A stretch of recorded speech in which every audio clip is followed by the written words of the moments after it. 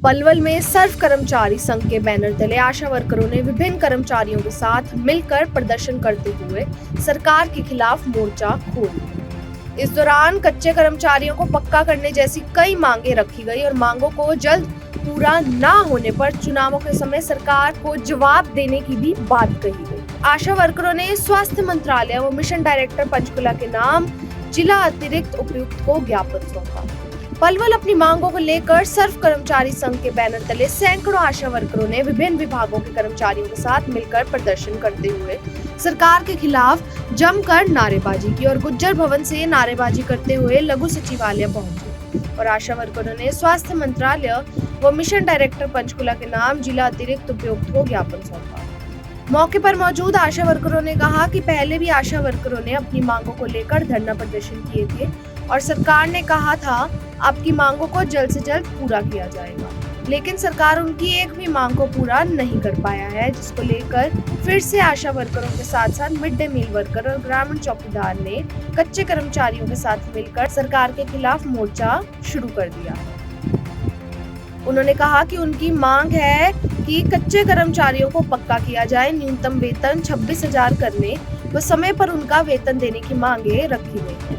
कर्मचारियों ने सरकार को चेताते हुए कहा कि उनके रोष का असर सरकार को जिस तरह से लोकसभा चुनावों में खामियाजा भुगतना पड़ा है, अगर अब भी हमारी मांगों को नहीं माना गया तो जल्द एक बड़ा आंदोलन किया जाएगा और उनकी इस नाराजगी का असर सरकार को फिर विधानसभा चुनावों में खामियाजा भुगतना पड़ेगा। कर्मचारियों ने सरकार पर उन्हें अनदेखा करने के आरोप लगाते हुए जल्द उनकी मांगों को पूरा करने के लिए भी कहा है।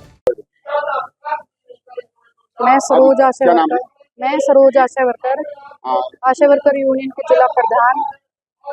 आज ये प्रदर्शन किया है, ज्ञापन भी दिया है सचिवालय पर, क्या मांगे हैं जिसको लेकर आपने प्रदर्शन करने आपको?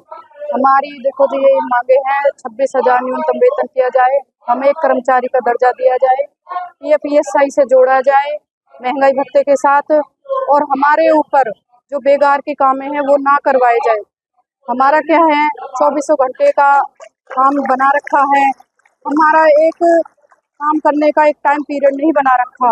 हम 24 घंटे काम करते हैं, ऑनलाइन काम ऑफलाइन काम का इतना प्रेशर है, हमें जो फोन दे रखे हैं वो हमारे काम करते नहीं है, और जो हमें डाटा दिया है वो डाटा भी हमारा काम नहीं करता, और ऑनलाइन काम का इतना प्रेशर रहता है। अधिकारी हमारे बार बार हमारा लेटर निकाल देते हैं, हमें परेशान किया जाता है।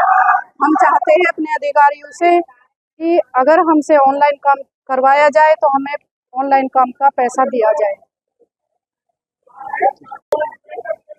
आज आपने प्रदर्शन किया, अपनी मांगों को लेकर क्या मांगे हैं और क्या करना चाहोगे? लंबे समय से आप इस तरह से प्रदर्शन कर रहे हैं, सरकार सुन। हमारी वही मांग है, हमारी कोई नई मांग नहीं है। जो मांगे हमारी पिछली चली आ रही है, हमने पिछले साल भी 73 दिन हड़ताल करी थी, तो हमारी वही मांग है कि हमें 26,000 न्यूनतम वेतन दिया जाए, ESI और PF की सुविधा दी जाए, रिटायरमेंट की उम्र 65 साल की जाए, महंगाई भत्ते से जोड़ा जाए। दूसरी बात, जो अब हमारा मेन प्रेशर है, हमारा मेन है, वो है कि हमने 73 दिन हड़ताल करी। 73 दिन की हड़ताल के दौरान का जो कटा हुआ मानदेय था हमारा, जो हड़ताल के दौरान हमें 4,000 फिक्स मिलता है, मुख्यमंत्री जी ने लेटर जारी कर दिया था कि ये आपको हड़ताल के दौरान का पैसा मिलेगा। हमारे उस पर सहमति बनी हमारे यूनियन के डेलीगेशन की, और हमारी हड़ताल खत्म हो गई। लेकिन जैसे ही हड़ताल खत्म हो गई तो वो लेटर कैंसिल कर दिया। हमें हड़ताल के दौरान का जो 4,000 फिक्स था वो नहीं दिया, हमें उसमें पर डे के हिसाब से पैसा दिया। दूसरी बात, हड़ताल के दौरान के बाद से ऑनलाइन काम के प्रेशर इतने हैं कि हर महीने कोई ना कोई नया ऑनलाइन काम आ जाता है।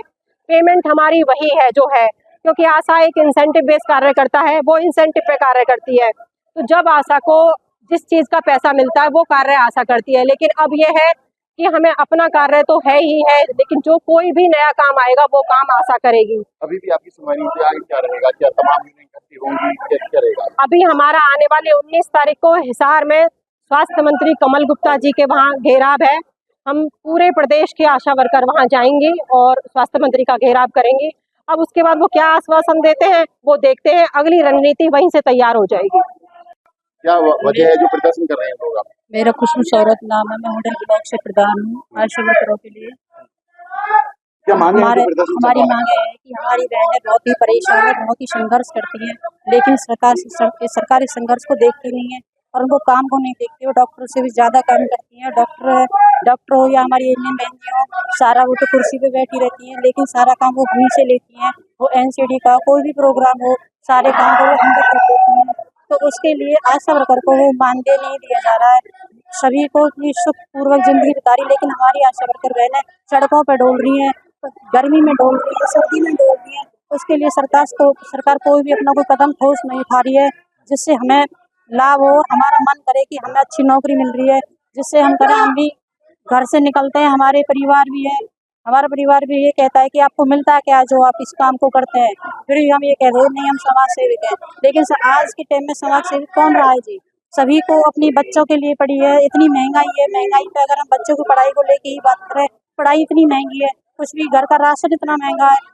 सरकार बदलती है, बार बार आश्वासन मिलते हैं, हाँ क्या लगता जी। है आपकी बात सरकार सुनवाई करेगी, प्रदेश लेवल पर धरना हाँ जी, करेगी, आगे क्या रणनीति रहेगी? हाँ जी, हमें यही लगता है आपकी बार सरकार सुनेगी, और सरकार को ये मानना ही पड़ेगा कि बहू बेटियां ये भी नौकरी कर रही है, कि सरकार की अपनी बहू बेटियों से तो नौकरी करा सकती चुनाव है। क्या सरकार को नुकसान हो सकता है आगे हाँ, अगर हमारी बातों हमारी मांगों को पूरा नहीं किया तो सरकार को नुकसान होगा, और भारी नुकसान होगा, उसको उस बात का हर्जाना भुगतना पड़ेगा।